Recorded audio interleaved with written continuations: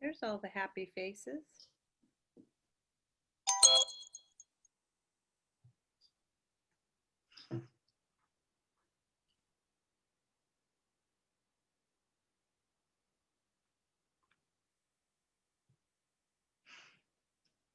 Yay.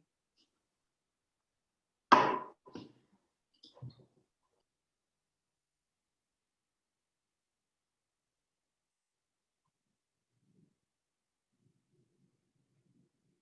think we still need Matt and Indira. Indira might not make it for open session, so we'll go ahead and just start once we get Matt. Let's see if I can figure out how to make my screen so I can see the board docs too. Oh, we got them both. There, wow, today's our lucky day. Okay.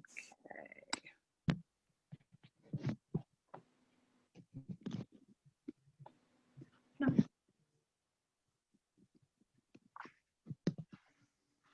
Indira, might you have to cut out early? No, it's all solved. Thank you. All good. Thanks. And then just a reminder, I see everybody's already doing it, but it's best in the meeting to mute yourself. And then if you hit the space bar, you can open it up when you want to talk. That way we cut out all the background noise.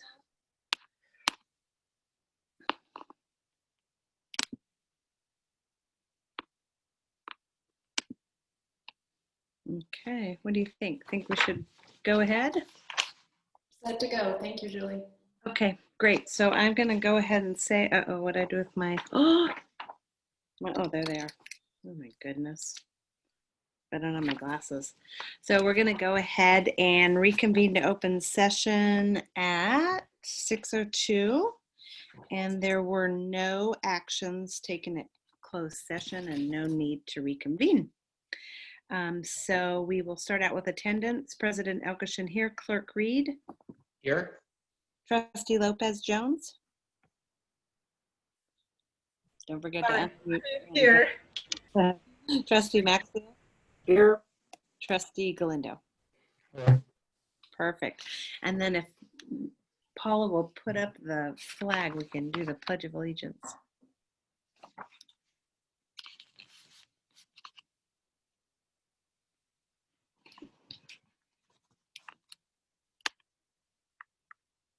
There we go. Okay. Ready, set, begin. I pledge of allegiance to the flag of the United States of America and to the republic for which it stands, one nation, under God, indivisible, with liberty and justice for all. Great. And then we need to go ahead and ask Erin, are there any changes on the agenda? We actually postponed our public hearing on the learning continuity and attendance plan. So it's not on the agenda now. It will be for the September 21st agenda. Okay. We'll make sure that's off. So I'm just looking for a motion to go ahead and approve and adopt the agenda as is tonight. So moved. Second. Okay, let's see. I think I'm going to take Matt and Indira on that. And all in favor? Aye. Aye. Perfect. Okay, and that brings us to 3.6, the district mission statement. We are a collaborative, culturally rich educational community where a rigorous and innovative curriculum prepares our students to be successful contributors to our global society. And do we have Nicole on? I can't see everybody on the, yeah, Nicole's here. Okay, great. So we're going to go into section 4, which is our recognition section. So every month or every meeting, the Board of Education recognizes students, employees, or members of the community who have received recognition for academic or athletic achievement, or who have made significant contributions of any kind to the district. So today we are recognizing 2 people for a really amazing contribution. So I think I'm going to give it to Nicole to begin. Right, Nicole? Hi, everyone. I don't see Marianne in here, so I'm not seeing her, but I do see Anna. So I can go ahead and start.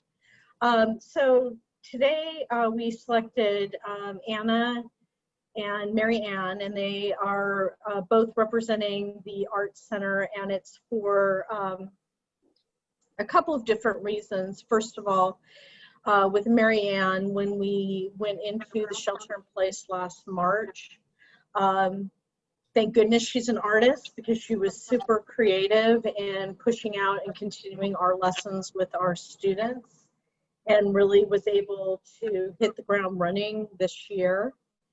And Anna, I'd like to honor for a couple of reasons. One is that she does serve on our site council, and 2, again, really creatively thinking here, she was the recipient of a grant to be able to continue our classes with students this summer. And when it became apparent due to the pandemic situation that those classes were not going to be able to happen, again, got very creative and spent much of the summer pushing out art supplies to students at CES during our lunch distributions. And the families really appreciated it. And I think that it is very lucky in Calistoga to have such strong relationships with outside providers, including the Arts Center, and also to have people who are willing to do different things in order to engage with our students. Awesome. I kind of want to say something else to both Anna and Marianne. I know most of us know what the art docent program is. It's been something that's been happening here at the school for a long time. And Marianne, the years that I've been here, 10 years, has been doing it. I think Marianne's been doing it for about 7 years now, right? Something around there. But she works so hard, and Anna also, to just push into every classroom. And now with this creativity during the craziness, we totally appreciate it. And then I just have to give a little shout out to Anna too, who very creatively helped decorate the side of the Arts Center so that there was something really spirited and wonderful for our graduates to see when they went and did their drive-by graduation. So I don't know if you saw the big wildcat with the Vision 2020 on the side of the Art Center, but that was all Anna's brainchild. So thank you so much to both of them for everything they do. I'm so sad that Marianne isn't here right now, so I'll make sure that she knows, you know, the good kudos that was sent out to her, because she deserves it. She does work hard. I don't really deal with her very often. And then for the mural, I wish we had known that they were going to go behind the building. Obviously we wouldn't put it there, but I have to give props to my husband, because he helped me tremendously with that project. It's about to come down now that the Cal Fire is gone, and we're going to put something new up there. Hopefully it'll be inspiring. Yeah, good. Well, thank you so much. All great things are brainchild of people and passion projects of people. So things like that wouldn't happen if we didn't have people behind it pushing really hard. So wonderful. Thanks, Anna. Thank you. If Marianne pops on and you guys see her, because I can't see all the squares on my view, we'll give her a little shout out wherever she pops on. Okay. All right. And Anna, stay on if you want. Am I allowed to? Of course, it's a public meeting. We would love to have you. It'd be awesome. All right, so then we will now move to public comments, 5.1. So what public comments at this point are any comments that are on non-agendized items. So this portion of the agenda allows an individual opportunity to address the board on any items regarding board business that are not on the agenda, and we try to limit that to 3 minutes. So usually Paula will know ahead of time if we have anybody that wants to. No, okay. All right, so we don't have any of that tonight, so we'll keep moving forward. 6 presentation, 6.1. So we'll start off with Carla, who's here tonight to give us a presentation. She was a summer school teacher, and she's going to give us a little synopsis of the new class design to support our rising ninth graders. Hey, Julie, Marianne just popped on if we want Oh, to give her a yay, call. Marianne. Okay, Nicole, you want to say a little ditty and recap? Marianne, I'm so happy to see you here. And I think you're on mute right now. So on the bottom left-hand corner of your screen, there's a little microphone, and if Gotcha. Can you hear me now? Yeah. Sorry, I'm sorry. This is my first Zoom meeting. Exciting. Yes, it is. And I had it all up there yesterday and thought, oh, this is easy. But today it was, you know, things change. Hello. This is hello, fun. first of all, I need to compliment Hi, both you and Anna have just the most beautiful backgrounds. It puts all of us to shame here. It just is so amazing to get insight into people's, you know, kind of households and I've been admiring them. Then you come on, I go, oh my goodness, that is beautiful. So I am so glad you're here, Marianne. Oh, And, thank you. and Thanks. Sorry, you sorry can I see was from- late. It's okay. Okay. I was late too. Oh, So- okay then. Good. So as you can see from our screen that I call the Brady Bunch here, we are here to honor the efforts that you have made. And I know that you have been at Calistoga Elementary for quite a few years as an art docent. 10 now. Oh, it was 10. And what I described is really that the Art Center has been very flexible and pivoting to be able to meet needs of students with our pandemic going on. And in fact, even today, Marianne was at CES making sure that our art supplies and lessons were ready to go out the door this Wednesday. And we were both going along with carts, and I said, hey, I'll see you tonight. Yeah, yeah. And she even did last year demonstration videos when we did materials push outs. She was always there really creatively thinking of ways to engage with our students. Those of you who have had children go through Calistoga Elementary, you kind of know which grade you're going into by the nature of the art project that you receive. So sometimes it's going to be a ceramic project. Sometimes it's going to be pastels. Other times it's going to be watercolor. And again, I am just so appreciative of everything that the Art Center has done to keep engaged with our students. Thank you. And Anna, is Anna talking? I was here earlier, and so I talked too much earlier. Oh, okay. I got messed up with Zoom. This is my first Zoom meeting. But I got it. I'm proud of myself for this. It's so much easier after the first time, just like anything. Yes, yeah. Well, I was just going to say it's not our first, and I still get mixed up. Oh, good. Thank you. Thanks for that encouraging words. Yes. yeah. Well, Marianne, thank you so much for your hard work with the program. I know you do much of it on your own, and that really wasn't the original model, but I know how hard you work, and thank you so much for everything. If you want to say anything about how that's been. Well, I just miss the kids. It's almost painful. And I just need to keep myself busy. So I like putting these things together, you know. I like getting the shapes and the colors and making sure everybody has the right colors and things. And it keeps me busy.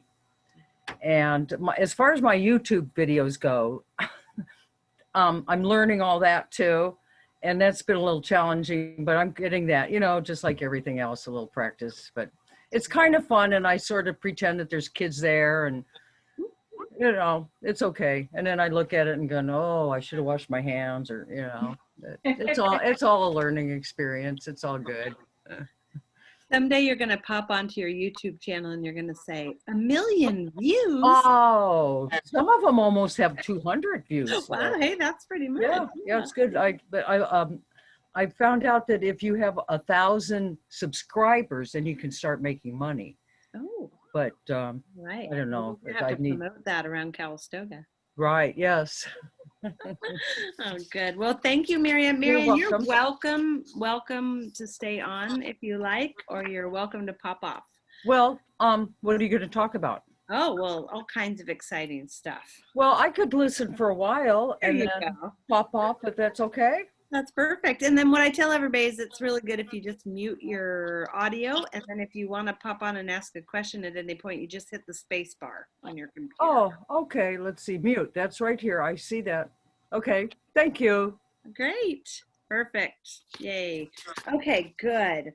So now circling back, we were in presentation. So we'll go back to Carla, who's going to give us her summer progress report. And actually, I'm going to let Paula play a Loom video that I made presenting, and then I'll answer any questions that you have when that's done. Okay.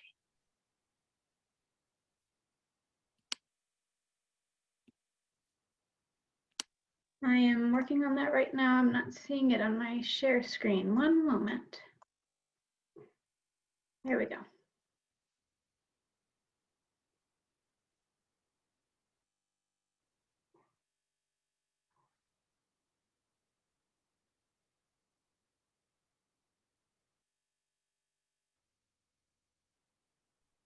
Paula, when you click share, you need to specify to use the computer audio to play video. All right. Oh. Should be Okay. bottom left-hand corner. It's a checkbox. Okay, I think I have to stop and start it again. Sorry about that, guys.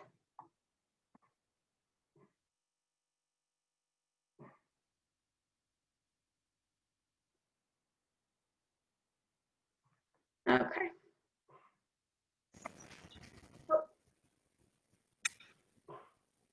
Greetings, and thanks for this opportunity to share my summer program with you through the summer school. I'm using an application called Loom to create this screen capture video, and I used it pretty extensively during summer school. So the course was designed specifically for rising ninth graders who had struggled over the course of the year, mostly during second semester and mostly with distance learning. So we set kind of three major goals for the class. I wanted them to do some self-exploration, better understand who they are, and I wanted to share with them some organizational skills and strategies, and also begin some college and career exploration. So the idea is that the better they know themselves and the better they have an idea of where they're headed, and the more organized they are, the better they'll be able to engage in ninth grade and move forward. And this, by the way, is a student's final project based on all of the activities that we did over the course of 3 weeks. So they pulled everything together for a final slide presentation. And as I said, we began with self-awareness. This is the student's reflection on how she can use self-awareness to overcome challenges and be more successful.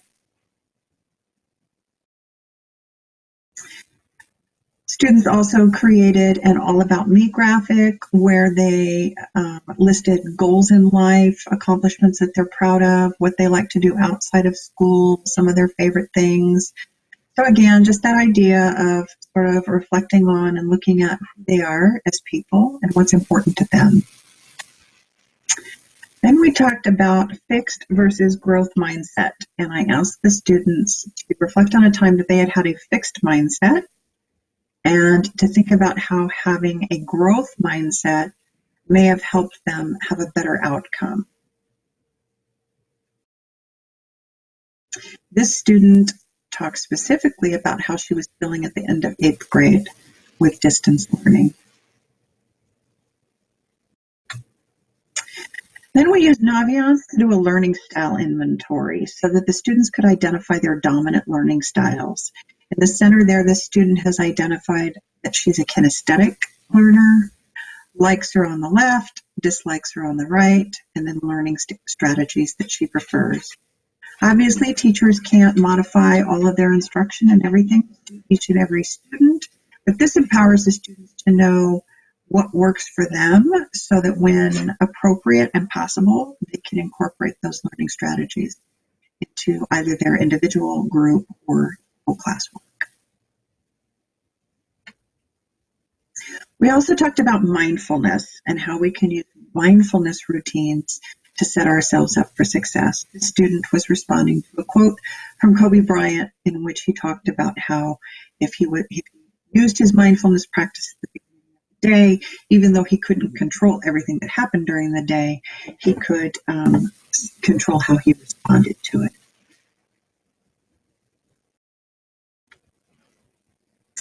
Then we moved into organizational tools and strategies, and I asked the students to consider how they could use organizational routines in their academic or personal life to achieve balance, increase productivity, and reach their goals.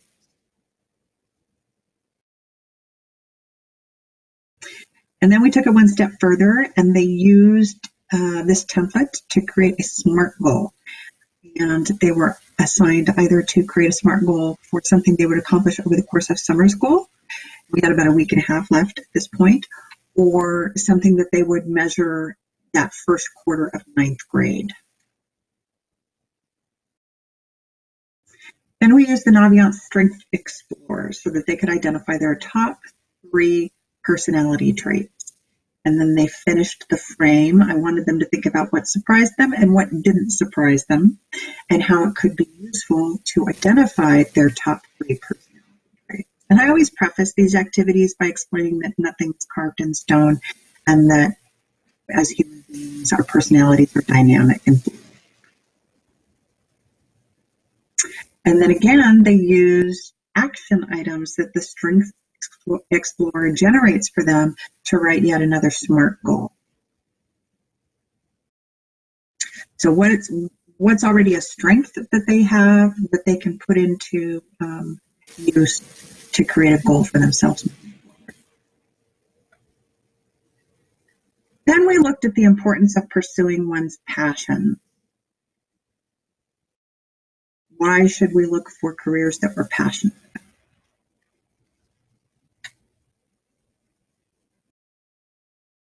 They also did some exploration here in why it's important to choose jobs that we're passionate about. They were asked to identify someone that they know that seems passionate about their job. I felt pretty good that she chose me. I'm glad it shows that I'm passionate about my work. And then they used the Career Interest Profiler in Naviance and chose a career pathway. The report that comes out of that Career Interest Profiler allows them to look at the knowledge and skills that are necessary for that class or for that career. And over on the right there, it also gives them an opportunity to identify classes that might be in our master schedule that would support them moving down that career path. I wasn't sure what the movies one was, but that's that new film class that I believe Jessica Messer's. So this student identified those 3 possible classes for herself moving to high school. Another really great thing about this program is that it helps them see what the typical tasks and activities are for a particular career. For this particular student, she might be into those chef shows, but we know that those shows aren't showing the typical tasks that someone in that industry would be engaged in. So she got a really good look at what they're actually doing on a daily basis.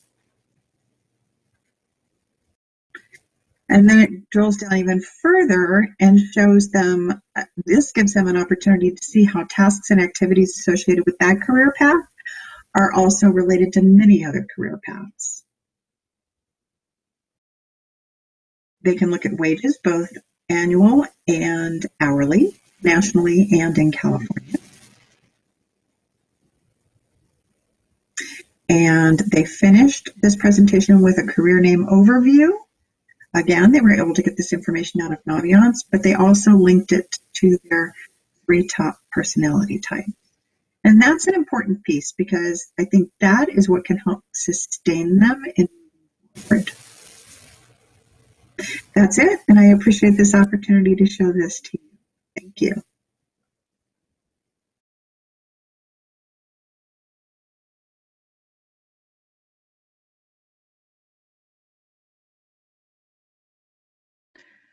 I got a message from Matt that text was too hard to read on a phone. So I am happy to send the actual slide presentation out to anyone who'd like to see it. And actually, Paula, do you have it? The I slide have it, deck? and I'm actually going to upload it after the meeting. I just upload presentations after the fact. Okay, perfect. Good. So I'm happy to answer any questions you might have. One thing that I failed to mention in the video was we had guest speakers, former Calistoga students almost every day. And they would read my lesson plan ahead of time and then come prepared to talk about what those different activities had meant to them, either in college or college and career. Carla, how many kids went through the class? We had 22 signed up, 15 attended regularly. I wish I would have had that class. It was a lot of fun. Yeah. And those that were able to attend regularly, I think really got something out of it. Great. Anybody else have any other questions for Carla? Carla, this is something quite different for us. This in the summer school, typically we focus on purely on academic skills, and we made a decision to focus on the soft skills. We know that sometimes, oftentimes, students who struggle in school, it's not because of intelligence, and it's not even necessarily because of the hard skills. It's those other things about motivation and engaging and leaning into school. That's what we did, and I wanted to get your thoughts on, looking forward to next summer and future years. Is this something you would continue? You think we should continue with our rising ninth graders? And if so, anything that you would do different if you did it next year, if we did this next year? I think it would definitely be worth continuing. I think it creates a really nice bridge for 8th graders to 9th grade, especially if they are struggling and may have had struggles with motivation. This was the first year I taught anything like this, so of course I do everything a little bit differently. But I think that focusing, for the length of time that we had for summer school, focusing on the 3 areas worked really well. Because about the time they'd start to get bored with something, we were transitioning into something new. And the 3, the self-exploration, organization strategies, and then college career research worked well together, and one built into the other nicely. I have a question, Carla, if I may. I'm sorry, Matt, Michael, did I cut you off? Did you have something else to add? No, I just wanted to thank Carla. This was Carla. This was a lot of your own creation. You kind of built this thing largely from scratch. So I just want to thank you for all the hard work that went into it, and being willing to take a chance and try something new for our kids. Absolutely, it was a lot of fun, and especially not being able to be around kids for a couple of months beforehand. You had me. It was great. So the kids that you had in your class, were they in need of any academic support, or was this just a college and career prep maybe, or was there any education teaching done academically? So I didn't cover math or English, if that's what you mean by academics. The emphasis truly was self-exploration, college and career exploration, and so there's teaching around all of that, but then the organizational skills and strategies was probably the heaviest in terms of pushing out lessons and that kind of content. So there wasn't any credit recovery done in this class for these students? Were there any needed? 8th graders don't really need credit recovery. Their transcript gets built beginning in 9th grade. So no, there was no credit recovery. It was optional for them to attend. We marketed it pretty heavily to both students and parents that we thought could benefit from it. And part of what I really enjoyed about working with these students was their investment in time, that they chose to participate in this because they wanted to prepare themselves for ninth grade. Yeah, I think it's a wise thing that you've done here, giving these kids the ability to focus on life after high school and college. Good job, Carla. Thank you. Keep up the good work. You. Yeah, they really appreciated the guest speakers too. And they knew most of them because they'd all gone through Calistoga schools. So. I really like the part about, really looking at wages, how much money they can make in a year or in a monthly basis. So that gives you an idea that, okay, well, you might want to be a movie star, but you might not be making a lot of money at the beginning. So right. How about look at something else, right? Yeah. So that's a really very realistic, point. And those resources are all available to them all through Naviance. So I like that too. Wonderful. One more question. What's the name of the program that you use? I'm sorry, what? What's the name of the program that you use to Naviance. Okay, no. There was another one. Did you say Loom or something like that? Oh, Loom. Yeah. Create the Loom is an presentation? online. It's an online app that allows me to record my screen and then my head down in the corner. Okay. And actually, I used that to push out all of my content so that if a student's internet connection wasn't working or their dog was barking in the background, that they could always go back to that resource. And I walked them out, that was a static video that then walked them through the resource. So Loom, L-O-O-M. Thank you. Uh-huh. I think it's great because it goes hand in hand with what you then continue with them throughout high school with the College and Career Center. It would be even super cool if you could create a club around it so that it can continue like maybe once a week after school. Or I've been thinking about reaching out to that little cohort and just to check on them and see how they're doing, but I like the idea of maybe we could get together for a virtual lunch. Maybe I should reach out to some local vendors and see if they want to support that, and just check in with them and see if they'd like to start meeting regularly just to check in. That's a great idea.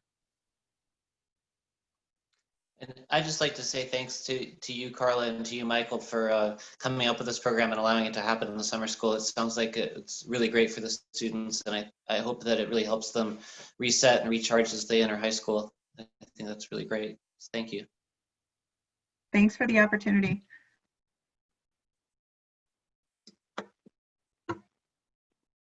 Okay. thanks, Carla. Sorry, I'm having a hard time finding my No, you're welcome. audio button. Awesome. That was great. Okay. I'll mute myself as soon as I can get my mouse to work again. No, you're perfect. You're perfect.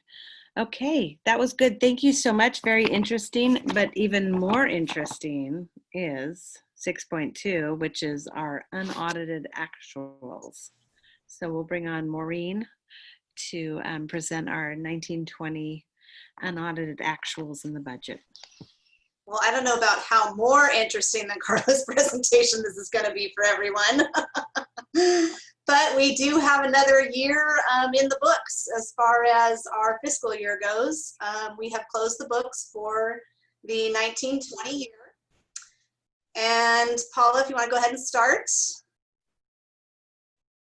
So this is just part of the process of our year.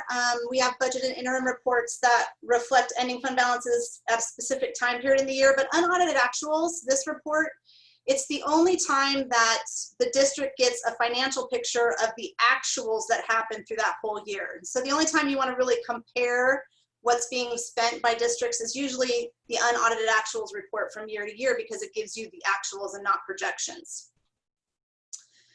We do this report and have to be done with it and reported to the board before the 15th of September. And so that's why it is before you tonight. It does have to be to the county office by tomorrow. Go ahead, Paula. So to start off with our income in our general fund, you can see that we have property tax revenue trends. I went back 5 years, and You can see the differences from year to year as far as what we have received and what the percentage increase is from the prior year. Usually NCOE advises that we project a 4% increase at the beginning of the budget year, and this is what I've been using, but as you can see, it was very far off the projection this year in 1920 as we got to about a 10% increase between years. We are projected for the next 2 years to see a 0% increase at the advisement of Napa County office, not Napa County office, the Napa County property tax advisor. And so that is what we are putting in our projections at this point, is a 0% increase. So we're hoping to see that it is bigger than 0, but right now that's what we're looking at, just to be cautious with the times that we're in. Go ahead, Paula. This is a look, I just wanted the board to see how different the projections are at each reporting period. So the first reporting period is the budget adoption. And we think right at that point in time, we're gonna look at about a 4% increase. And then we get to first interim and the increase is higher than 4%. So you see that difference there of the 621,000. Second interim, sometimes we will have updated budget numbers, sometimes we won't. This year we didn't until after second interim was done, so that's why there's no change. And then in the actuals, we saw a $300,000 increase from first interim, so over $900,000 overall. And we didn't know about that last part of that increase until after March. So very late in the year did we know that we were going to get more money in property tax revenue. This slide is a look at our general fund revenue altogether. Not only do we get property tax revenue, but we also get state revenue, federal revenue, and local revenue.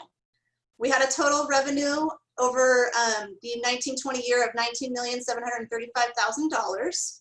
And this is an increase of about 1.5 million from 1819. And most of that obviously is coming from the property taxes we just talked about. Some of the other areas we increased, we did receive about $140,000 extra in federal funding, and this was mostly MAW funding. MAW funds are medical administrative services that the district does on a yearly basis with our special ed students. They are services like speech and psych services. And the federal government hadn't paid out to school districts since 1314. And so all of a sudden in the year 1920, we received all the revenue back to 1314. So for us, that was about $119,000. We also saw increases in the federal income this year of Title III and Title IV, and that was our first year of getting Title III and Title IV revenue. So that was about $53,000 also in federal increases. We saw some, go back, Paula, sorry, not done yet. We saw some state income that actually decreased in 1920. So our state income went down a little bit, and that had a lot to do with, we got a lot of one-time dollars in 1819 that we didn't get in 1920. We got some mandated cost dollars that were in 1819 that didn't come back to us in 1920. And then we see a STRS obligation. We're entitled to, or we have to report to, it's part of a GASB rule, which is federal rule of income, that we take our STRS obligation, which is a future obligation of our employees, and we have to report it in our general fund. So there's always an in and out of that, and that always messes with our state income. So this year it was, in 1920, it was less of a liability than in 1819.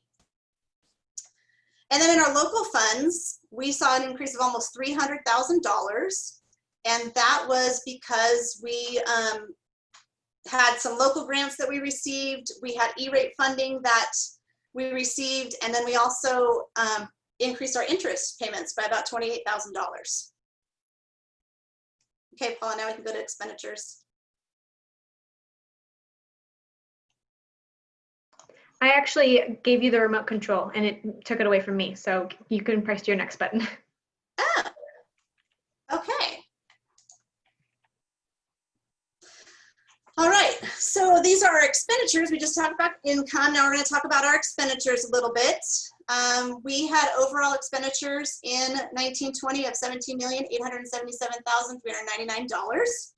It was about a $389,000 increase from 1819. Our certificated salaries increased by a little over $166,000. Our classified salaries, which is our bus drivers, paras, all of our office personnel increased by about 255,000. And then our benefits increased by about 290,000. So there's a lot of reasons for all these increases in our salaries, mostly a 3% increase that was given to all employees in 1920. And then in addition to that, the classified salaries increased quite a bit because we hired a lot of special ed paras to support our special ed classrooms and our special ed program. Overall, our salaries and benefits make up about 79% of our general fund in 1920. In the supplies area, we see a decrease, supplies and materials, we see a decrease of spending of about 134,000. And then we also see a decrease in services and operations budgets of about 51,000. This is due mostly to being closed from March to June. So we just didn't have a lot of expenditures that were budgeted that actually got expended because we were closed for those 3 months. And we'll talk about that in just a little bit. And then the other thing that happened in 1920 in our expenditure side is Prop 39. That's our capital outlay projects budget. And we did finish a lighting project as well as a thermostat project in 1920 and have now expired all of those funds. We've done our projects and we're able to spend the majority of those funds. I think we had about $1,500 left in the end.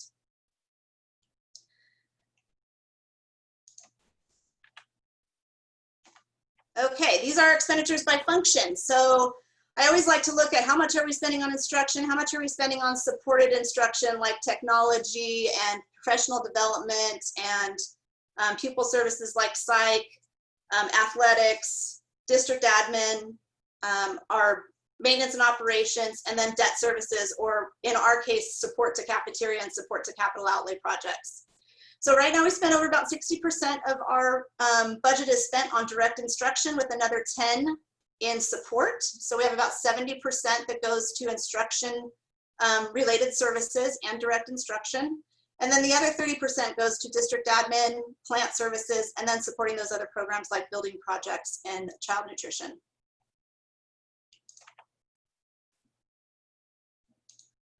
I always like to have the board see what we're contributing to other programs. We currently contribute to our maintenance program. We have to have 3% of our general fund budget that goes into required routine restricted maintenance. And that is because we have received money from state projects. And so that is a requirement for us. In 1920, we had about $649,000 in routine restricted maintenance. And that was because we had a lot of summer projects that we did last summer. Special ed, you can see the increase in contribution from 1819 to 1920, and you can see it's again going up in 2021. That is probably a given that we're going to continue to see that climb. So the long story short here is that we are not receiving enough funding in special ed by the federal government nor the state government to even do about 25 to 30% of our programs. So all that money, that 1.7 million is coming directly from our property tax income and going to special ed. And then transportation, same thing. We went from 115 to 130. And then the Marine Headlands and Yosemite program trips, we were able to do one trip last year, but we didn't do the other one. So the actual contribution to those programs, which is all general fund funded for the field trips, was a lot less than in the prior year. And then this year, you'll see that there's 65,000 going in there right now, but we did find out that both the Yosemite Headlands trip and the Yosemite trip and the Headlands trip have been canceled for this year due to COVID. And then the last contribution is general child nutrition services, and that is our cafeteria fund, our food service fund. We did contribute the full 275,000 in 1920 that we had budgeted, and right now I have about 300,000 budgeted to go in there for 2021, but I'm hoping we won't have to do all of that, just like this year was only 275. I'm hoping we can keep those expenditures down. But right now we do have a lot of extra time going into our food service program for the meals that we're preparing that are kind of around the clock and not just part of our normal school nutrition program.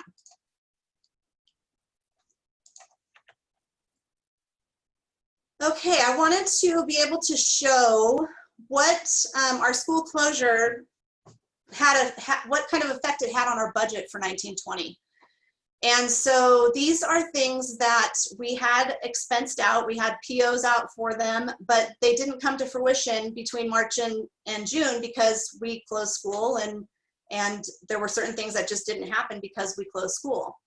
So I'm not going to go through the whole list individually, but you can see there, if you have any questions, just raise your hand and I'll address. But one of the biggest things I wanted to talk about was the COVID-19 expenses shift to federal funding. So we were able to receive some federal funding that we're not receiving the cash until this year, but the federal government allowed expenditures to go back to March. So I already had those all expended in other places in our general fund for last year, but I was able to kind of capture those expenditures and put them into the federal funds, which saved our general fund some money as well. Hey, Maureen. Yes. Actually, back on the previous slide, I had a question about the special ed funding for this coming year, the year that we're in. It looked like there was a pretty big jump from 18-19 to 19-20, and that the budgeted increase for 2021 is quite a bit less than that. And I just wondered on what basis you're making that budget decision. There's a few things, but the biggest thing I would say is that we don't have a outside contract anymore, and we're saving some money from hiring our own aides that I talked about before. So that created a savings in our budget. The other savings is special ed preschool. So our charge is not as high this year as it was last year, and that's due to their whole, we do a special ed preschool through NCOE. And so their budget is completely different based on COVID and based on everything that happened last year. So our charges aren't as high this year. Those are probably the two biggest reasons. And this is not going to stay this way. I know that there's always things that come up, and this, this obviously changes in every reporting period. So it is possible that this will increase by the end of the year based on our special ed numbers now. Thank you, Maureen. Sure. Okay, our ending fund balance. This is a look at where our ending fund balance was at each projected reporting period, and I just wanted to make note of the big swing that we have during the different periods, and that's just because at those different periods in time, we have projections that we're working off of. We have a knowledge base of what we know at that moment in time to be able to make those projections. And so you can see that there's a big swing from when we adopted the 1920 budget all the way to the unaudited actuals. And a lot of that has to do with our increase in our property tax income. And then a lot of it has to do with the fact that we closed school and we didn't have 3 months of operating expenditures, and we're able to what happens is those dollars fell to the ending fund balance. And so that $400,000 we talked about on that previous slide is all part of this ending fund balance for 1920. So this year is probably a lot bigger than other years due to the closure and due to expenditures being budgeted that we didn't have to spend. But the other thing I want to mention is the 1.8 million of our ending fund balance.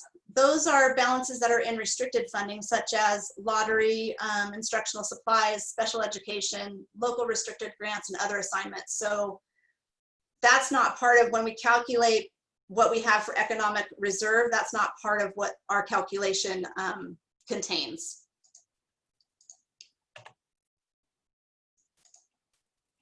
And then these are the components of our ending fund balance. Even though we have a $6.4 million ending fund balance, they do go to different areas within that ending fund balance. We have to show that we have to keep $8,000 in our revolving cash account, which is our local checking account that we have for emergencies.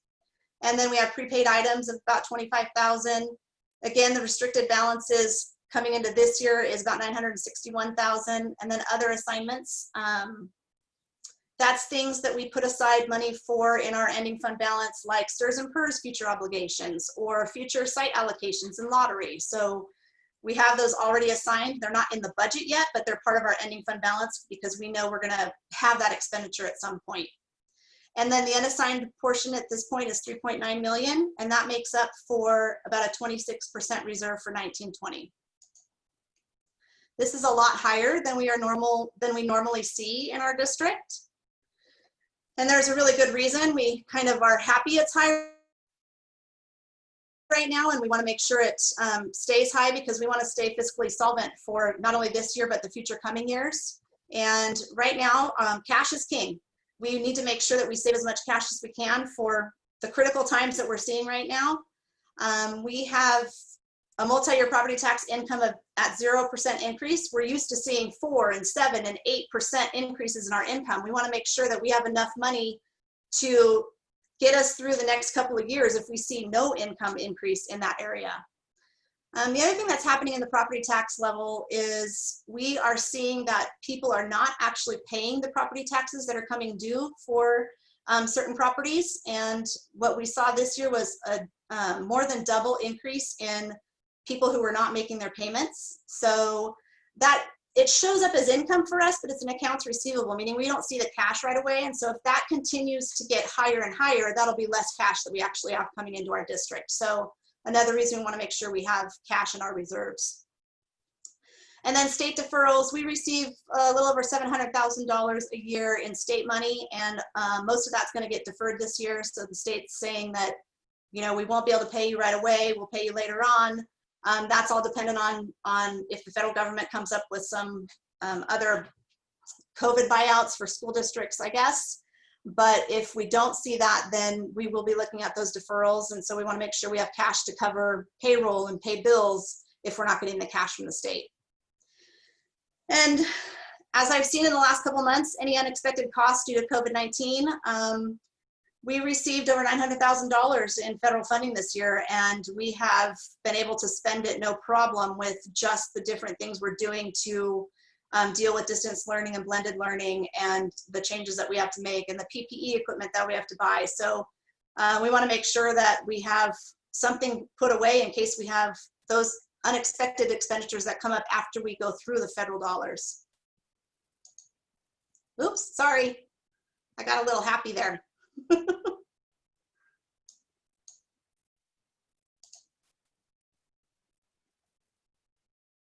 Uh-oh, what did I do here? There we go. Okay.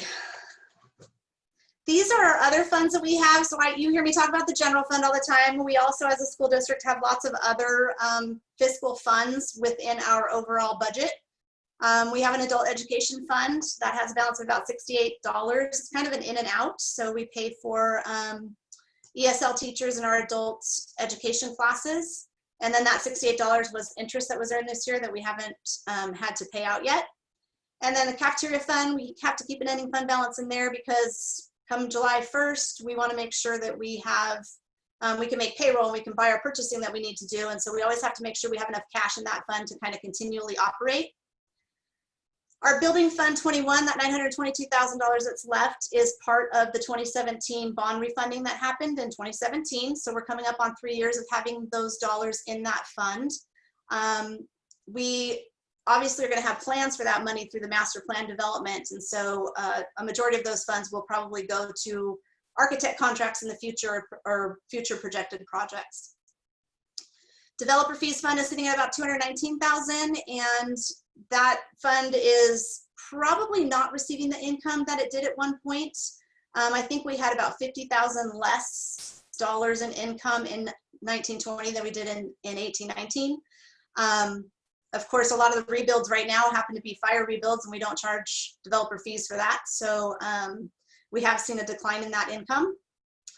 And then state funded projects, this was a reimbursement that we got from the state back in 2018. We're just going to keep that money in there and use it for any future projects that we have. And that is an okay thing to do at the state level. So as long as we've already finished that project, which we did in 2015, we can use those state funds because we paid for them out of Fund 21, which is our bond fund. We can just use these funds in Fund 35 to finance another project in the future. And then same with capital outlay. That's part of our building project as well. We have about $710,000 in there now. And again, this will all go to future projects.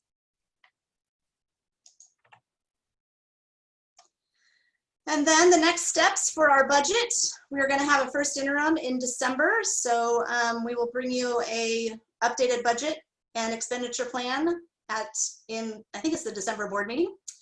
And then I always continue to monitor the property tax income and adjust the projections accordingly when I know when to change those projections.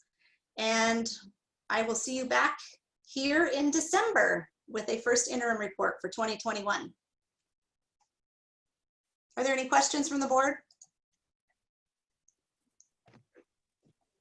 Thank you, Maureen. Yeah, thank you so much.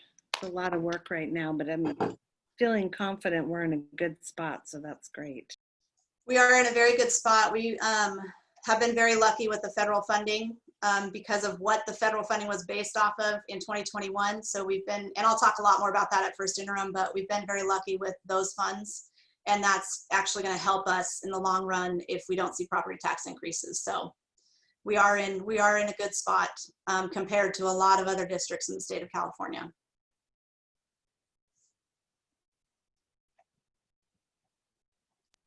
Okay, anybody else before we let Maureen off the hook here?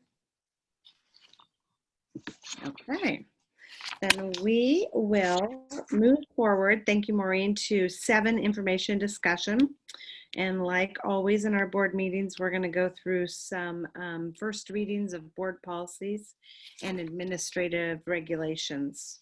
So Erin, do you want to talk a bit about these? And just reminding everybody and the public that oftentimes these board policies are updated to reflect new laws that we have to be complying with, or CSBA has given us advice on how they are advising all schools in California update their policies.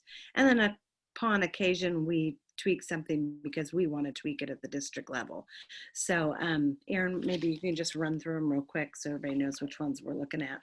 Certainly. So our process as a district is I bring a certain number of policies every month to the board as a first reading, meaning that there will be no action taken tonight. This is just an opportunity for our board of trustees to make any suggestions or revisions to those policies, and then I'll bring them back at the September 21st board meeting for your approval. And Paula actually added in a guide sheet as well that will track the changes you can review before the next meeting. That's great. Thank you. That's so helpful, just so that we can see what the exact changes were. So we as a board have read through these all prior to the meeting. So does anybody have any questions or comments on anything that we can talk about now before we wait for them to come back for approval?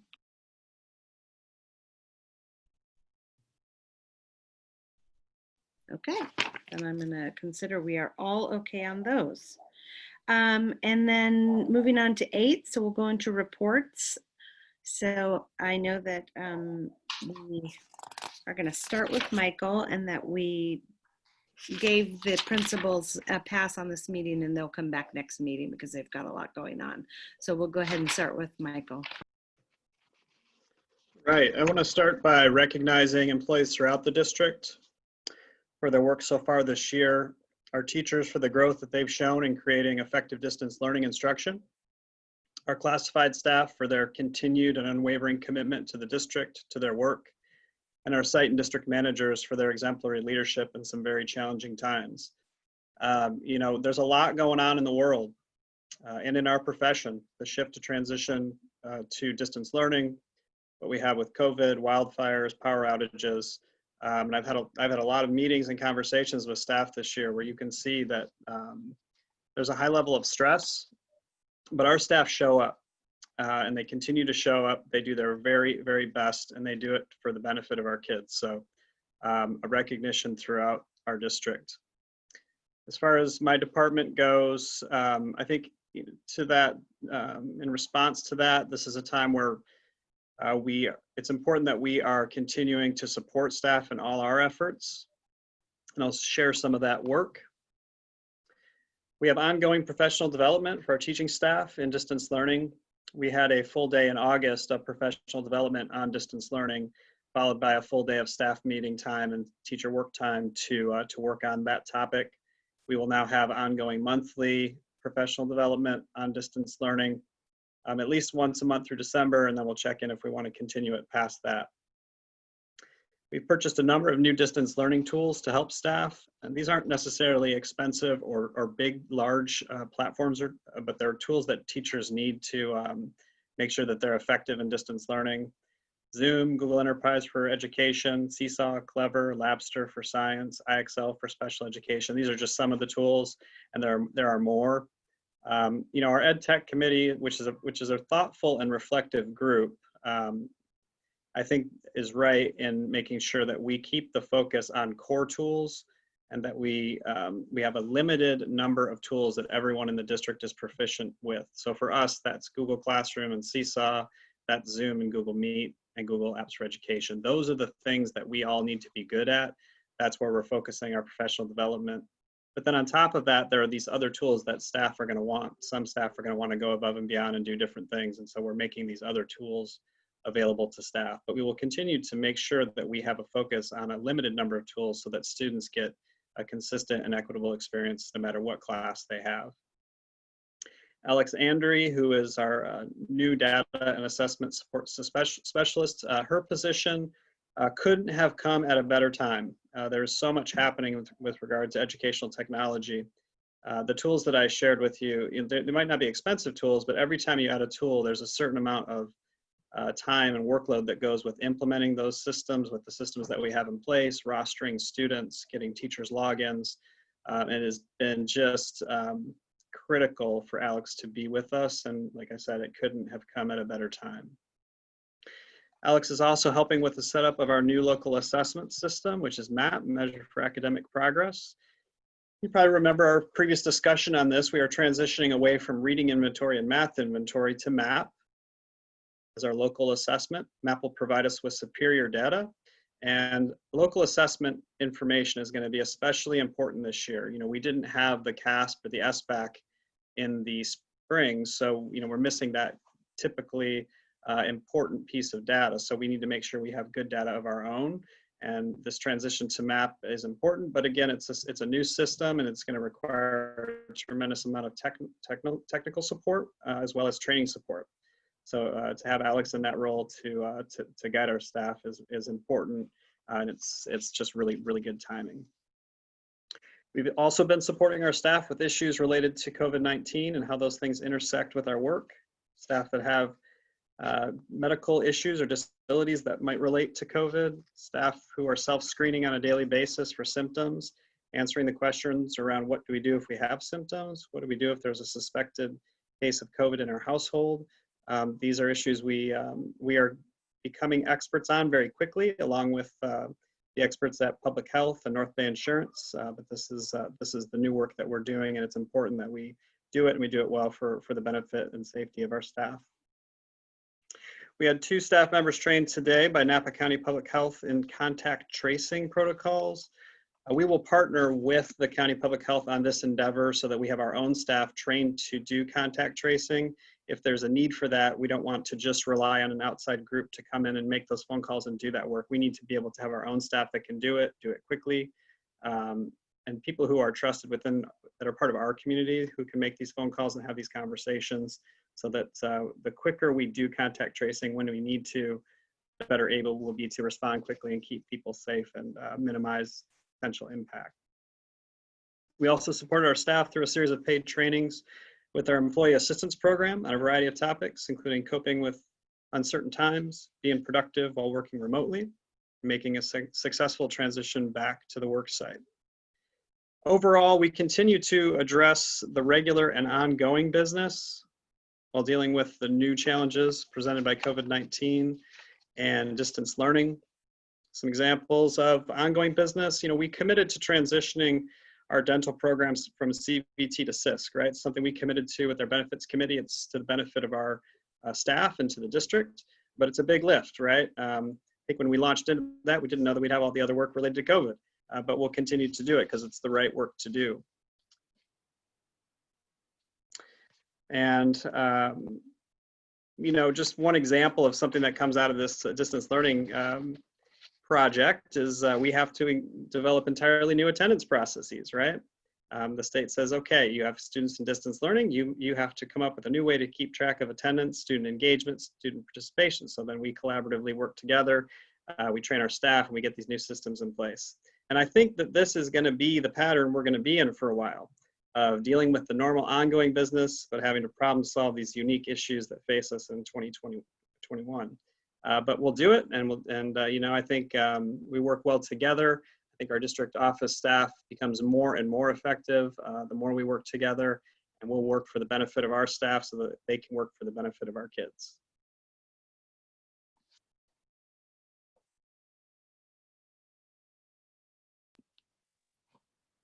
Great. Can I ask a little question? You bet.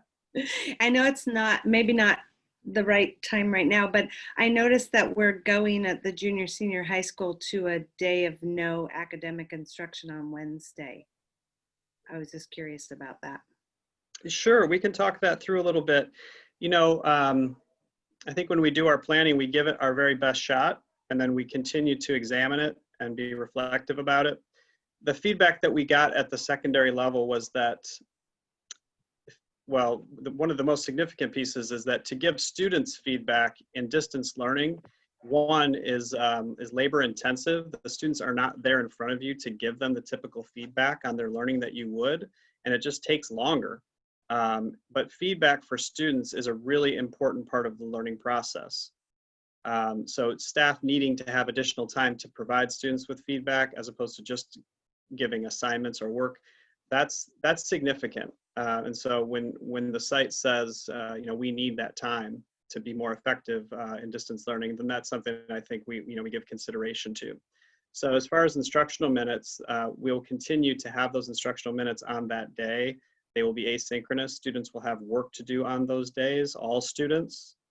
And then all students who need additional support will get it for an hour in each of their subject areas. So there'll be, for example, in mathematics, there'll be 1 hour per day of specialized support. Students who are struggling and need that support will be invited as mandatory time, but then it will also be open to any student who needs extra time. So there will be an hour per subject area, including electives, available to students, but it's going to be less structured for all students. And part of that is to give staff time that we do believe they need to give students feedback.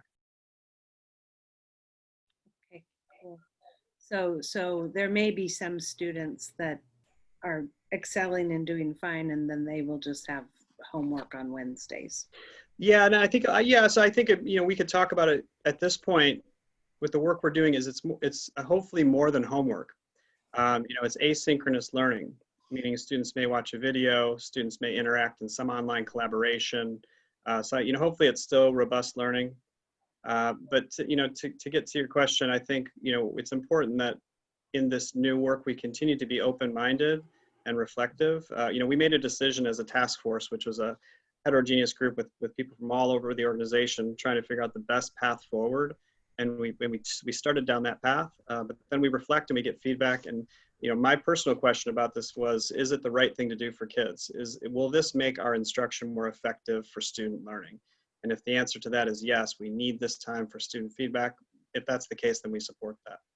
So let me get this correct. Are these instructional minutes counted towards the instructional minute calendar? Because is that a yes?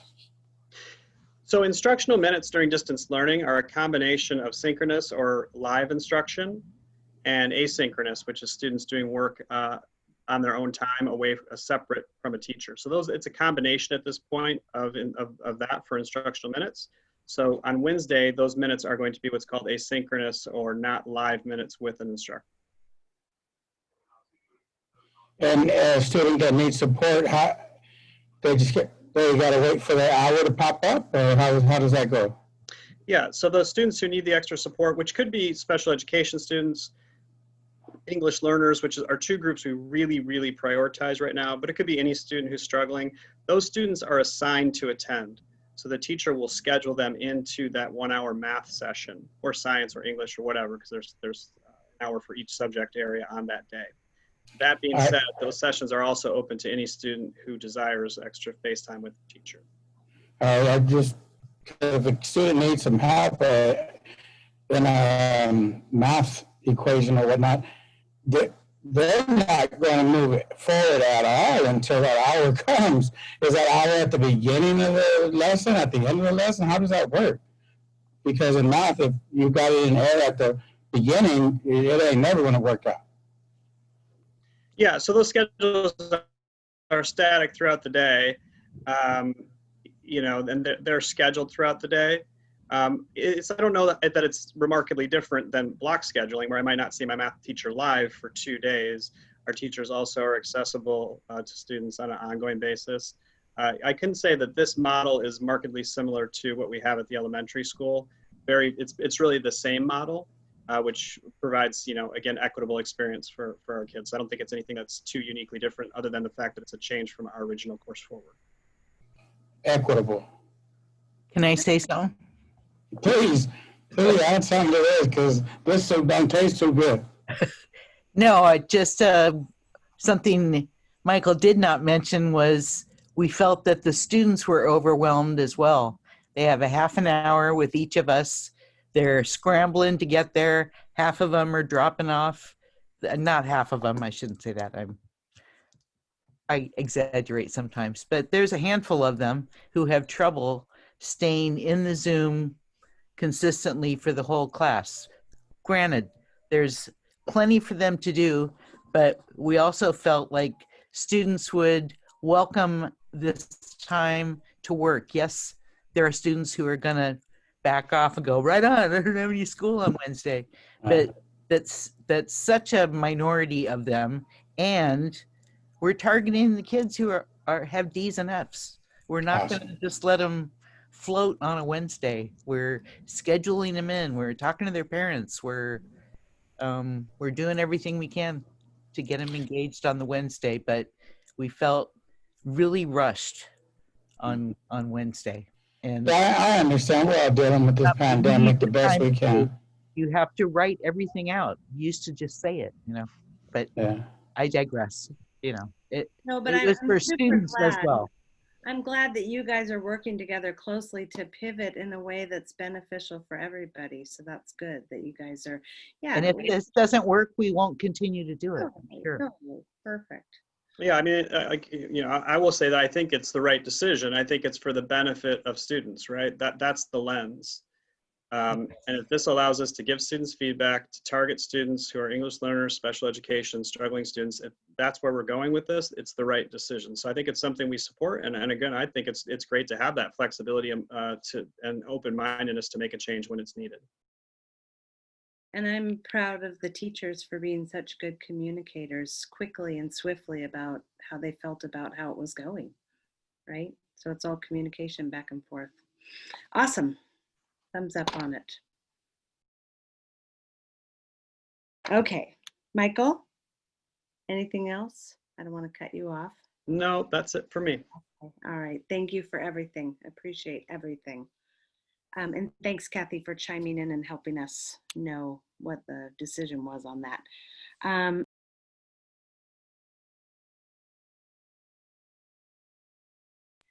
This paper, Paula, the writing is so small, so it's my fault. I'm not staying. Okay, and then now, we're going to go back to Maureen, and she is going to give us a little update on the business department, things outside of the budget. Yes, I just have a couple of things tonight. In our child nutrition services, our food services department, the USDA has extended the waiver that allows all students under 18 to eat for free. So what this does is all kids will eat for free, even our junior, senior high. Remember, we had at the elementary school, they were eating for free anyways because we had the community eligibility provision. But now our whole district will be able to eat for free based on the waiver that USDA is allowing through December 31st. The waiver also allows school meals to be served in all areas of town at no cost. It permits meals to be served outside of the typically required group settings and meal times, which is why we get to go to different locations and serve meals and do more than just one day at a time. It also allows parents and guardians to pick up their meals for their children. So we don't necessarily have to see a student while we're giving a meal out. A parent can come get that meal for a student. It does put us in a little bit of a predicament on the unduplicated student count side. Because we now, all students will receive free meals through December, it will probably reduce the amount of applications that we will see on a district-wide basis for our students that would otherwise qualify for free or reduced meals through an application process. And so the state of California, Department of Ed, they're very aware of this situation, and hopefully we'll have some guidance for us before we actually go do our CalPADS reporting at the beginning of October. but I am interested to see where we as a district fall in line with all of that, because normally we have about a 78% free and reduced lunch count, and it'll be interesting to see if, because we're getting free meals through December, if we have families that don't apply just because they don't necessarily need to right now.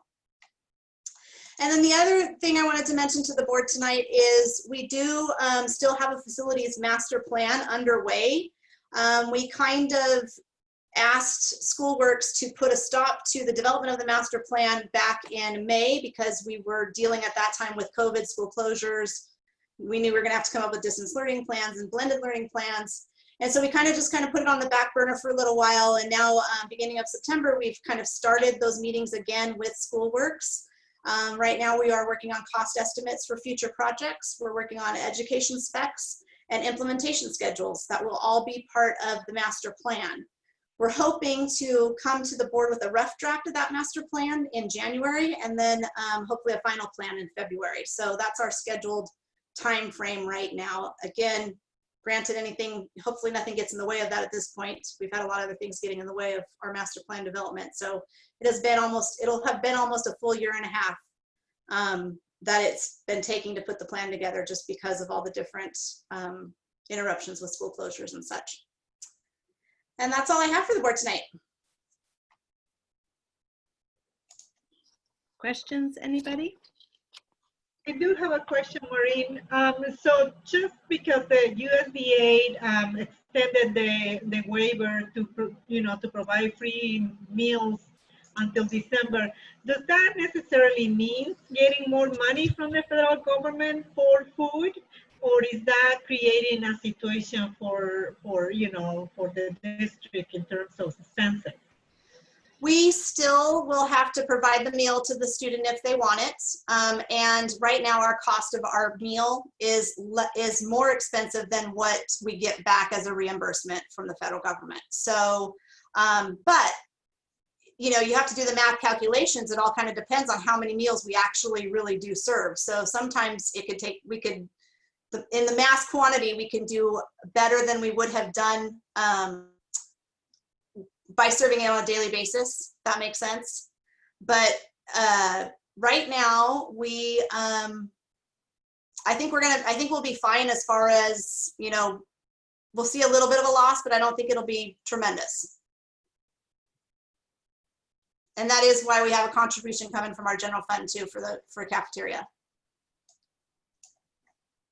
I think it's fantastic that we're doing it, whether it's our choice or we're mandated or wherever it's coming from. I think it's great that we're doing it. I know the food pantry is just overwhelmed, and there's clearly a need in the community, and fantastic that we're able to provide these meals.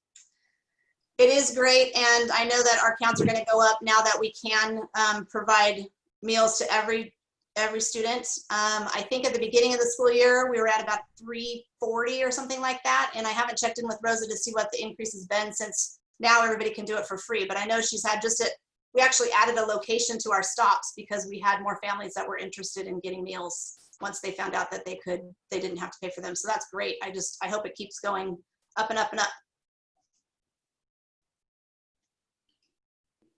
Great, thank you. Okay, no other questions? All right, okay, then we're gonna go ahead and move on to Erin's presentation. Thank you. Under LCAP goal number 1, ensuring academic excellence for all of our students. The start of this school year has certainly been unlike any other for all of us, but despite the combined challenges of the wildfires and the pandemic, I've been immensely impressed with the collective efforts of our staff and our families who've worked together to teach students in our redesigned learning model. Michael did a great job of complementing the teamwork. It's been phenomenal. But although this is a new experience for everyone, our teachers in particular have demonstrated a commitment to greatly expanding their own learning with the use of new digital tools and instructional techniques. They've planned engaging lessons in a virtual learning environment, and they've really been striving to meet the needs of individual students, as you heard from Kathy and Michael before. I have received numerous positive comments from parents about the organizational structure of the school day this year, the teachers' creative lessons, and the ongoing technology support that families have received and continue to need. So it's been really reassuring to see that everyone is settling into the routine of the virtual classroom. It took, I think, a few weeks because when we get ready to make the transition to our blended learning model, it's important to remember that our students are still going to be participating in remote learning. And as you most likely know, the governor's new blueprint for a safer economy was released just recently.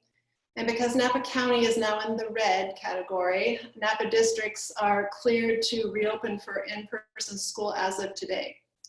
So our planning for all of this started months ago, and our preparations are still continuing. And although we've made great progress with our facilities readiness, the implementation of our COVID-19 protocols, and the planning of our blended learning models, transitioning to in-person school is a complex process. So I believe that we need to make very careful and deliberate decisions because we begin in-person school, there are some inherent risks, which you're all aware of. So the California Department of Public Health has also just issued new guidance. It continually comes out. The Napa County Office of Education is going to be revising their guidance based on the CDPH's recent guidance. So those two documents are going to be updated within probably the week. So things are changing constantly. And I'll be meeting with our administrative team tomorrow, and I continue to have weekly meetings with Dr. Veluccio and the other Napa County School District superintendents to discuss when and how our districts are going to transition to in-person school. We are going to attempt to try to be in sync with one another, but that may not happen just because all of our districts have individual needs. So I will update you at next Monday's board meeting after I have that meeting again with the other district superintendents. Under LCAP goal number 2, providing a safe, healthy, and positive school environment. During every one of my visits to the campuses the past few weeks, I have consistently observed our custodians really carefully following our district's new COVID-19 protocols. They include constantly wiping down surfaces during the day, and then of course doing a very deep cleaning at night. And I think, as Chris would attest, the additional custodial position is helping to ensure a safe physical campus for our staff currently, and also for our students when they return to the school sites. So I've asked Chris, not this meeting, but the Monday meeting, to give you an update on both the junior high restroom renovation and the elementary school fence projects during the September 21st meeting. I also want to commend Chris and his team.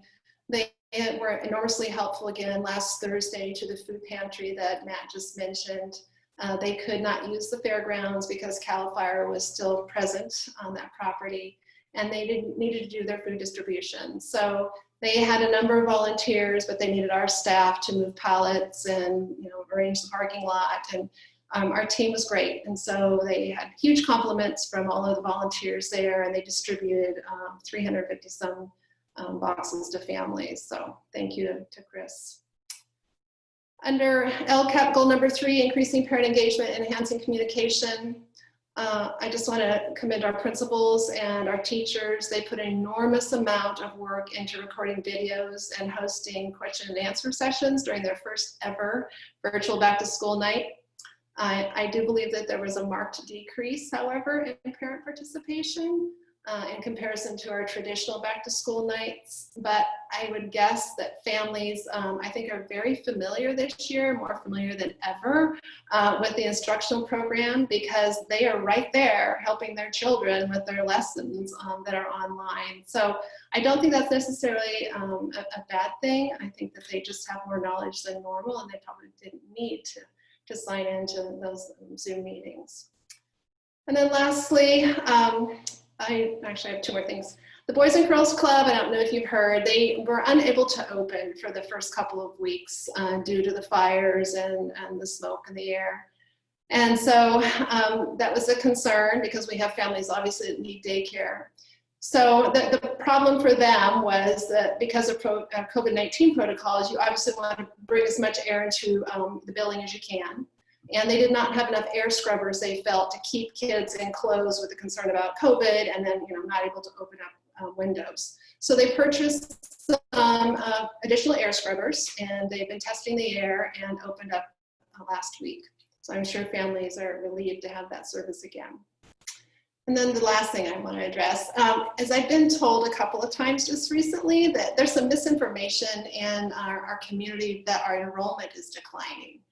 And so I'm not sure where that came from, but for several years, certainly during my time and a couple of years before, our enrollment has been pretty consistent, more consistent than most districts. And it's been hovering around 860, except for this year. And this year, our numbers have actually increased. So our enrollment as of today is 671. So we actually increased by 11 students this year. So if you hear that rumor, please dispute it. It's not true. That's all I have. I just have to say that Region 3, the Delegates Assembly for CSBA, there is this conversation going on that several districts in our area are reporting declining enrollment.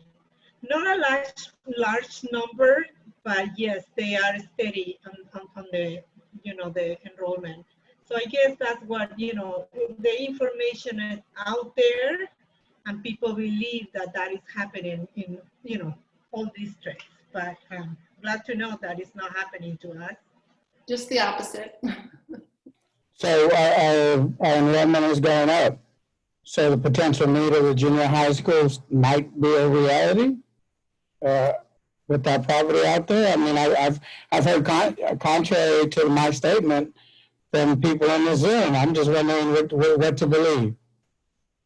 Yeah, Mark, we had an enrollment study done when we contracted for our master plan.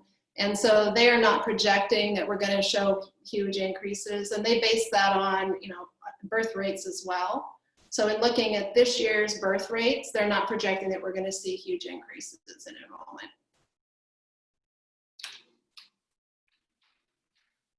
I'm going to go turn a light on because it's obviously getting darker. I was going to say you're fading. Okay. All right. If we are no more questions for Erin, we're going to go ahead and move forward to a consent agenda. Let me do that so I can put my glasses on. Okay, so just for everybody's information, that actions proposed for the consent agenda deemed routine in nature and are enacted by one motion. There's no separate discussion of these items unless any member of the board, the audience, or staff requests specific items to be removed from the consent agenda for separate action. So at this point, unless anybody has anything they want to pull out, I would just be looking for a motion to go ahead and approve the consent agenda. So moved. Second. Okay, perfect. All in favor? Remember to unmute. Aye. Aye. Aye. Indira, don't forget to unmute.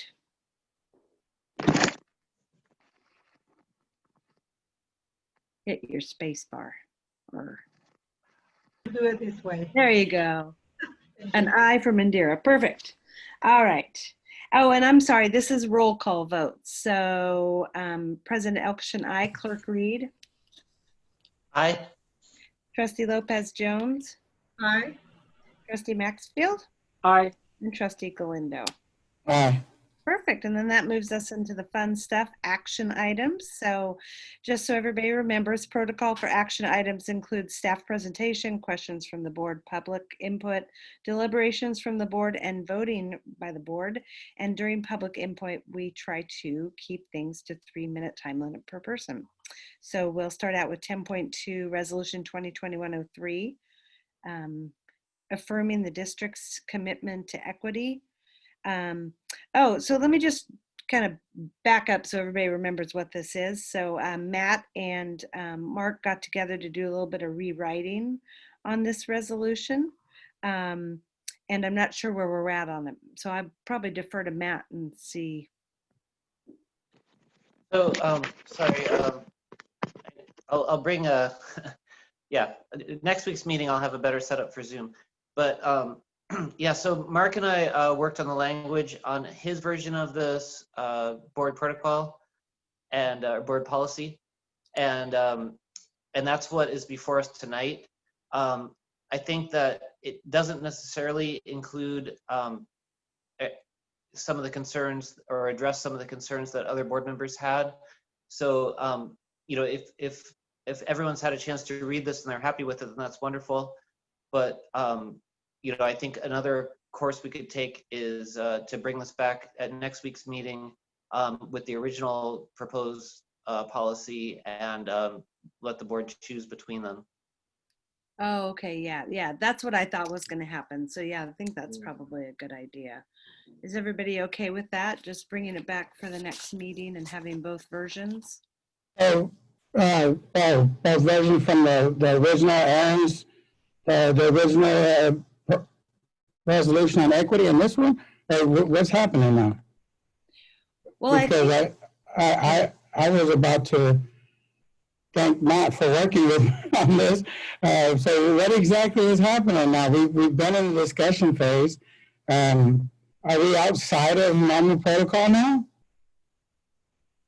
Well, you and I worked on the language of your proposed policy, but you know, as we discussed, we didn't incorporate any of the ideas or concerns that the other board members had. So no, but it was discussed in open session.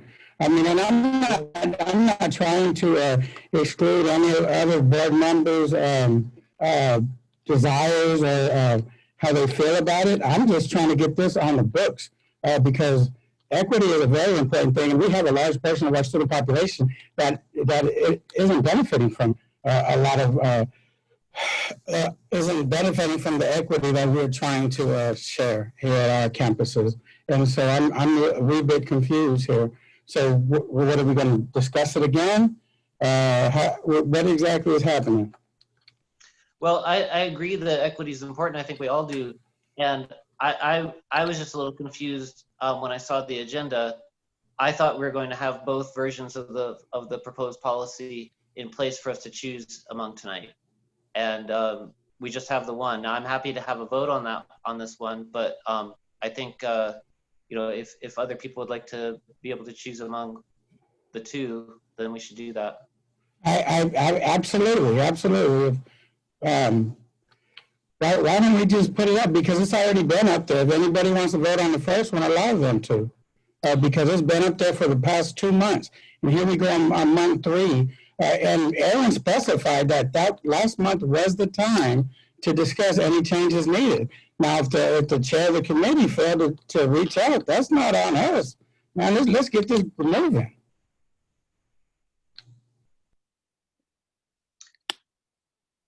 Okay. Well, I don't think we can go back and vote on the other one since it's not in the agenda. So I think we have to wait a week to do that. That's correct. You would have to have that actually on the agenda. And it's my error. I thought I was just supposed to put this one back on the agenda, so I apologize for that. So, I mean, just to be clear, why don't we just vote now? And if this one doesn't pass, and then the other one comes up next time, I mean, let's just move on with this shit. I mean, pardon me. My apologies. This is absurd. I think we need to move on now. If this doesn't pass, then that's fine. Away it goes. I motion to approve Resolution 2021-03. Any of the other board members? Sounds like we have our answer. Last resolution was 5 paragraphs, 6 sentences. Very equitable. Okay, so nobody's going to second it, and we're going to move forward.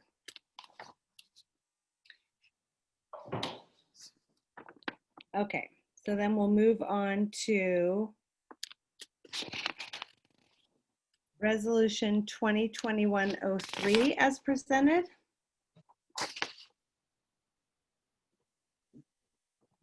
No, that was the last one, sorry, okay. So moving on to 10.3, Resolution 2021-04, the GAN limit appropriations. Maureen. This is something that comes before the board every unaudited actuals period. It's the GAN limit. We as a district have to show our GAN limit resolution and calculation.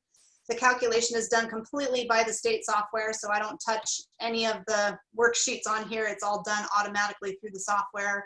And really what we have to do is show our GAN limit, and then we send it up to the state so the state can actually show their GAN limit. And that is what is before you tonight. There's an article about how it's calculated and how you get there, and then the GAN limit that's actually in our SACS report, and then the resolution from the board tonight. Great. So I'm just looking for a motion to go ahead and approve. Second? Okay, all in favor? Aye. Aye. Okay, did I get everybody there, Paula? Okay, then we'll move on to 10.4, consolidated application. This is our first round of our consolidated application for this year. We do 2 different reporting periods, and right now we are applying for all of our title funds, and we do receive Title I, Title II, Title III, and Title IV. As of 2021, we're going to receive approximately $163,000 in the federal funding from these titles, and it is about almost $14,500 decrease from last year.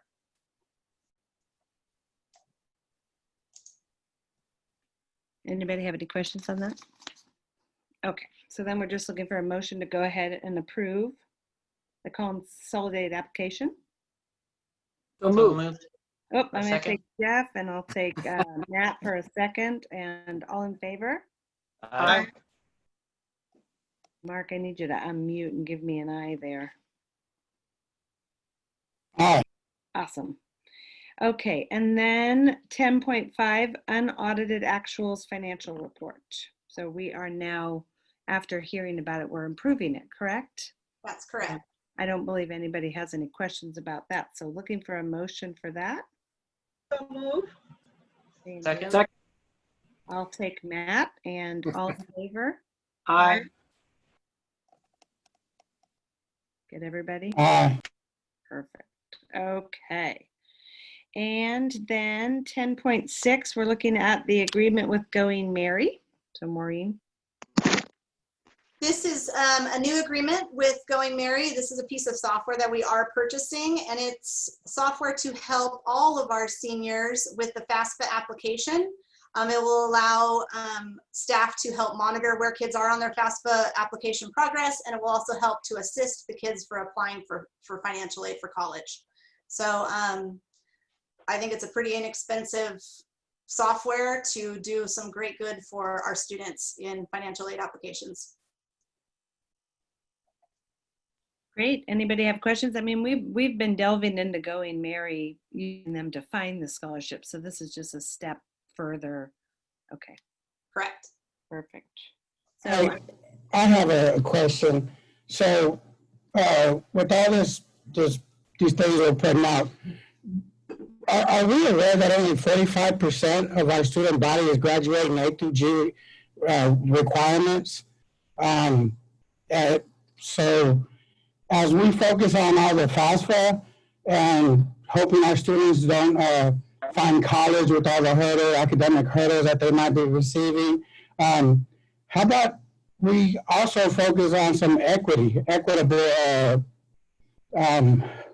programs to better position our students to be successful in their post-secondary education and not just laden with debt as they still find struggles as they attempt to achieve a degree.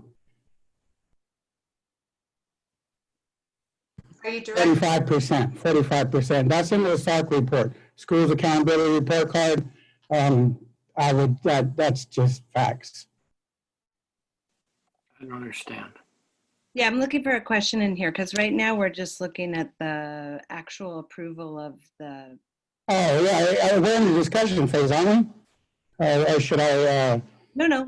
If you Yeah, have, okay, thank you. do you have a question in regards to the actual? No, I have a desire for more student support so that we have more than 45% of our graduating class with HU3 requirements, but they're able to obtain a post-secondary degree. That's all I'm asking for. Just giving our kids a fighting chance out there.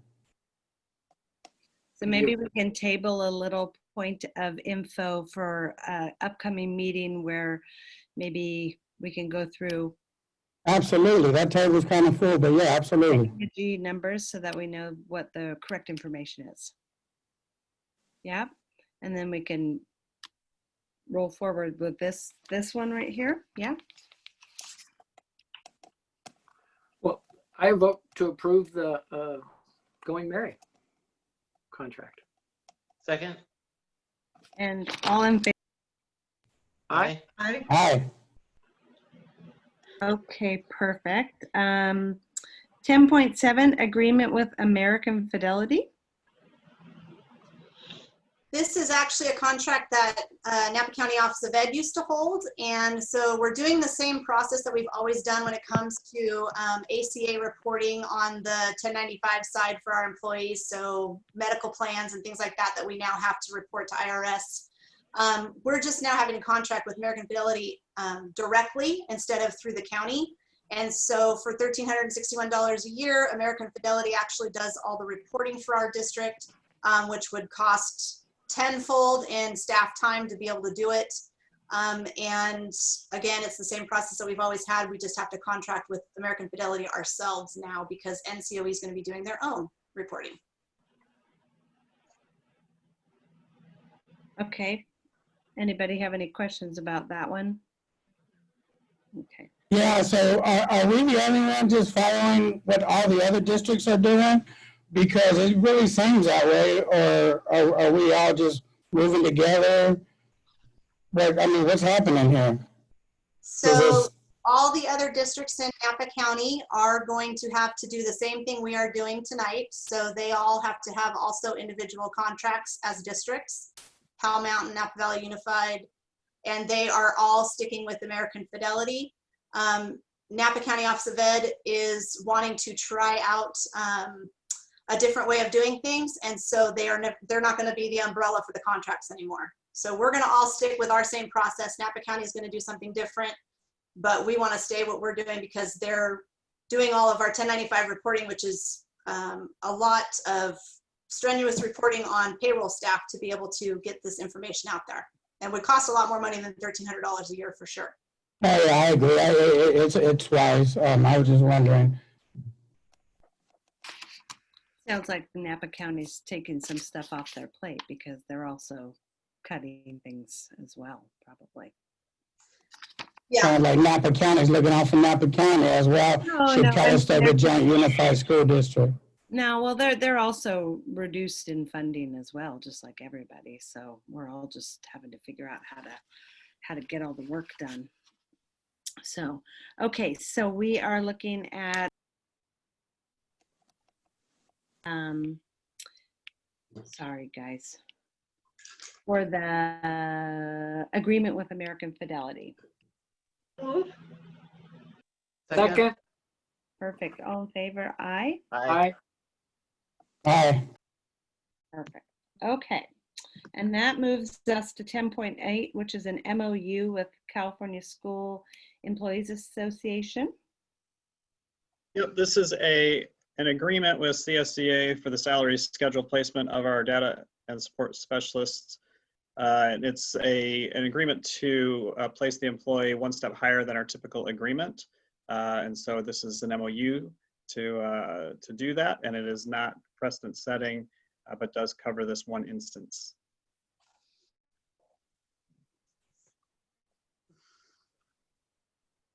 I move that we adopt this MOU. Okay. Second. Okay. Everybody in favor? Aye. Okay. Are we going to meet the new data specialist at a school board meeting anytime soon? I could certainly arrange for that. Yeah. I think that would be lovely. Okay. And then 10.9, behavior specialist job description.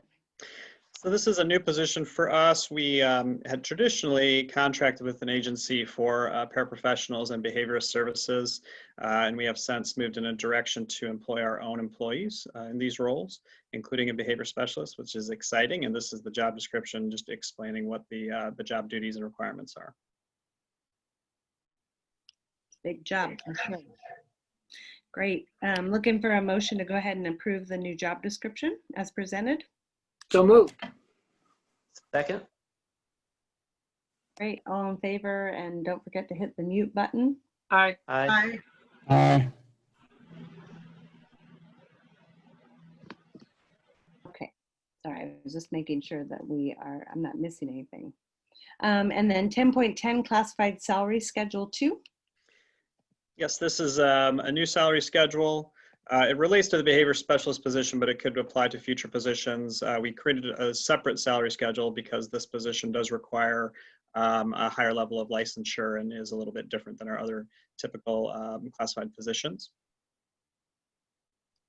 So we're just basically adding a level to our salary schedule. Yeah, so, yeah, we decided to put it on a separate page, but it is just adding another line. Okay, perfect. Great. Then I'm looking for a motion to go ahead and approve the salary schedule 2. So moved. Well, parliamentary procedure, I'd like to discuss this a little bit. Sure. Go ahead, Mark. So what is the need? I'm already paying the 5th highest in the state. What is the need to add another pay level? I'm sorry, Mark, can you say it one more time, please? Why is this here? This is a salary schedule that relates to the behavior specialist position. On our classified salary schedule, we have the positions detailed as to what their hourly salary rate is. So we needed to put a new line there anyways for this new position. In this case, we've decided to put on a separate page because it comes along with state licensure. And so there's some descriptions on this page of how salary schedule placement works along with state licensure.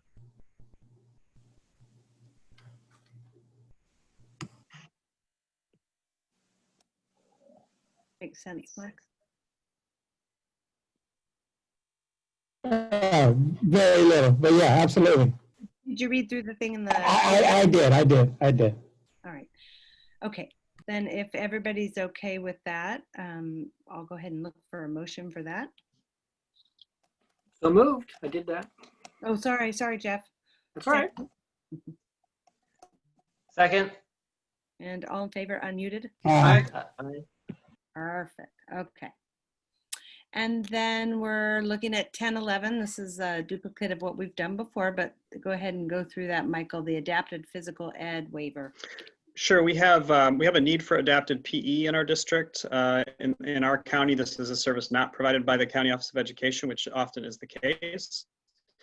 We are working with one of our teachers to achieve his adapted PE credential. So he's currently in a program, and until that credential is full and clear, we put him through a waiver process along with the County Office of Education so that he can do that work with special education students. Okay, perfect.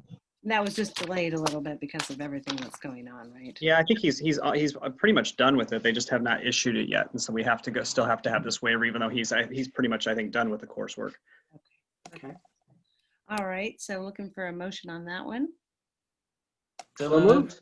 Okay, I'm going to take Matt on that, and Jeff is the second, and everybody in favor. Aye. Aye. Perfect. Okay.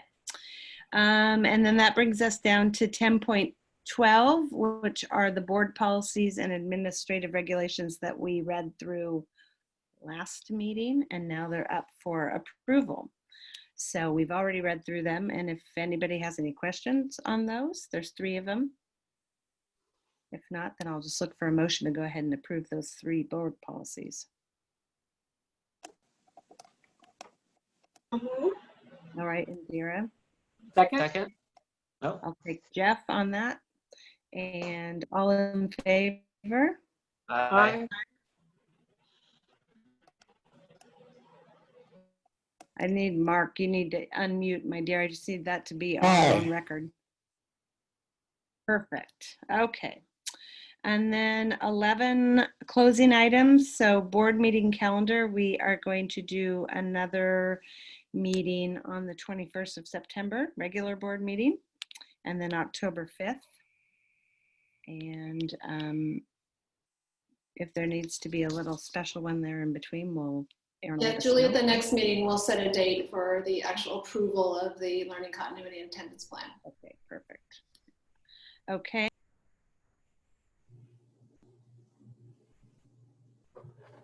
So future agenda items, I'm sure we'll have a few more of those next time, but as of right No, now. absolutely. I would like to discuss why so little of our population, or start to figure out why so little of our student population is not graduating A through G, the requirements, or ready for their college experience. I think that needs to be a discussion. Okay, so we'll go ahead and put that out to Michael, and we'll see what kind of little presentation we can do. Yeah, and please have it up there when we attempt to pass this next equity resolution, because equity is only found by less than half of our student body here. So please do. Motion to adjourn. Okay, and I need a second on that. Second. All in favor? Yeah. Very funny, Matt. Nice setup, baby.